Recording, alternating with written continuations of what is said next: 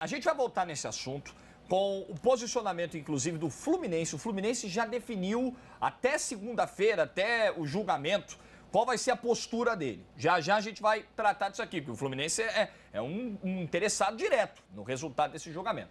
Mas a gente tem um outro julgamento, esse já ocorreu nesse caso, no caso Atlético Paranaense e Vasco, já ocorreu o julgamento em primeira instância, já houve a condenação e agora vai ao pleno a história. Multa e perda de mando, tanto para o Vasco quanto para o Atlético Paranaense. A doutora Luciana Lopes gentilmente nos atende, ela tem outros compromissos nessa noite de sábado, mas parou para falar com a gente. Agradeço a senhora, doutora Luciana. Como a senhora, como o Vasco receberam a condenação, a perda de mando de 8 jogos, a multa de 80 mil, e qual a estratégia agora para o julgamento do pleno, porque certamente o Vasco vai recorrer da decisão. Boa noite para a senhora.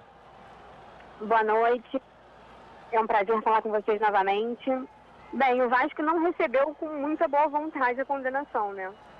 Nós vamos recorrer na segunda-feira. Como o doutor Mouro mesmo disse, a decisão não foi feita para ser discutida, foi feita para ser cumprida. Mas nós não ficamos satisfeitos, a gente entendeu por excessiva perda de mando para o Vasco. Absurdo portão fechado, mesmo porque eu entendo a intenção do tribunal em tentar coibir a violência, mas já está mais do que provado que isso não coíbe a violência. Você transfere de lugar e prolonga o tempo disso acontecer, porque bandido, quando quer praticar ato delituoso, ele pratica a qualquer tempo, ele espera para poder praticar. Então, por esse motivo, e principalmente pelo Vasco não ter começado a briga, pelo Vasco não ter sido mandante daquele jogo, sequer participou da reunião de segurança, por esses motivos o Vasco não tem outra coisa a fazer a não ser recorrer. A senhora acredita que, pelo fato de o Vasco não ter sido mandante, por esses motivos que a senhora enumerou na última resposta, não ter sido mandante do jogo, não ter iniciado a briga de acordo com o que a senhora defende, não ter participado de nenhuma reunião de segurança, enfim, a senhora acredita que a distância da pena recebida pelo Atlético para a pena que o Vasco recebeu deveria ser maior, porque ficou em 12 jogos para o Atlético e 8 para o Vasco, não é isso?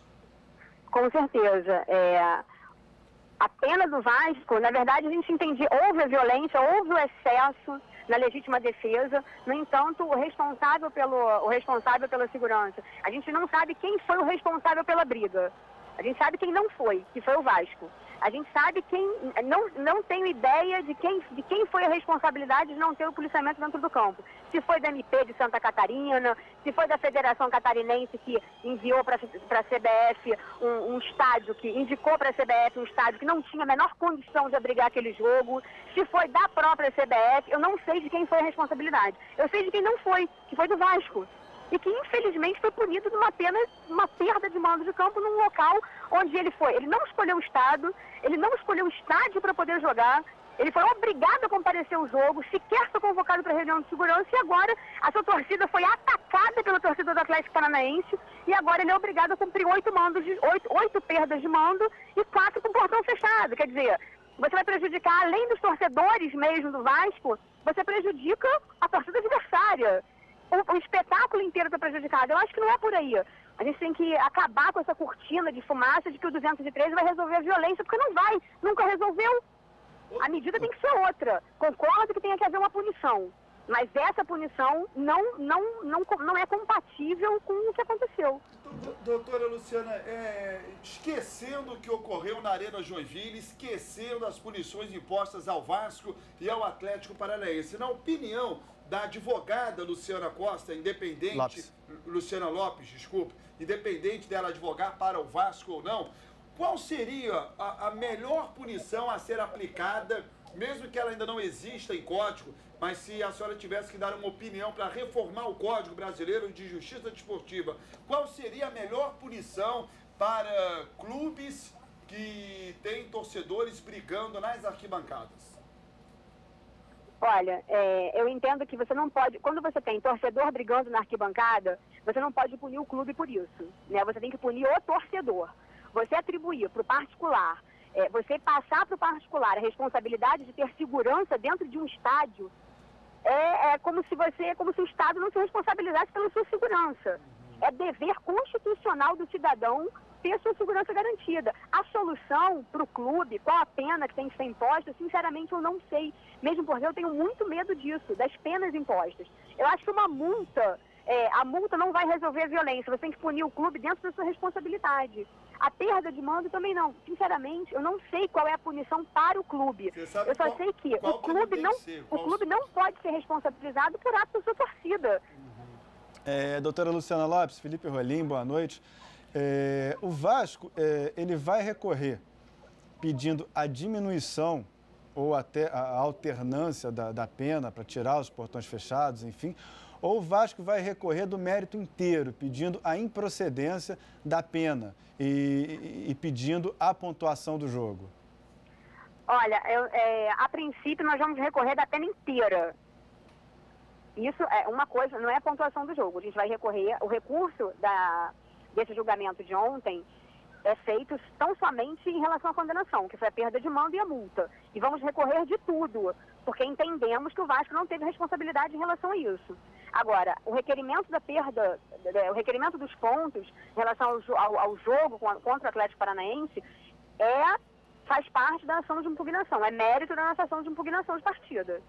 Doutora, duas perguntas rápidas.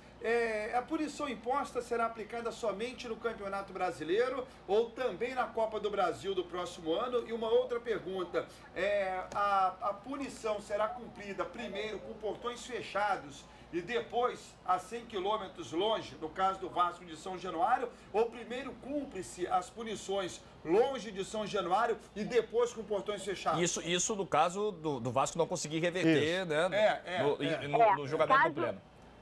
Caso o Vasco não consiga reverter, o Vasco perdeu 8 mandos. Isso. Então, a princípio, ele tem 8 mandos fora 100 quilômetros da sua sede. Não, são... 4 desses jogos serão com portões fechados. Agora, a forma como isso vai ser aplicado, quais serão esses jogos, quais serão com portões fechados e quais serão com portões abertos, cada CBF aplicação. Mas com portões fechados. E só vale para o Campeonato Brasileiro. Tá. Então não vale na Copa do Brasil. Mas os jogos com portões fechados serão em São Januário, não? Não. Ele perdeu 8 mandos de campo. Perdeu 8. Dentro desses 8 mandos, além disso, 4 desses jogos têm que ser sem torcida. Exatamente. Tem uma discussão hoje no tribunal, né, da aplicação dessa coisa do mando de campo. Se o ideal é jogar a 100 quilômetros, se o ideal é jogar no próprio estádio, mas com portões fechados. O próprio STJD ainda não definiu isso para 2014, né? Tá debatendo isso com a CBF.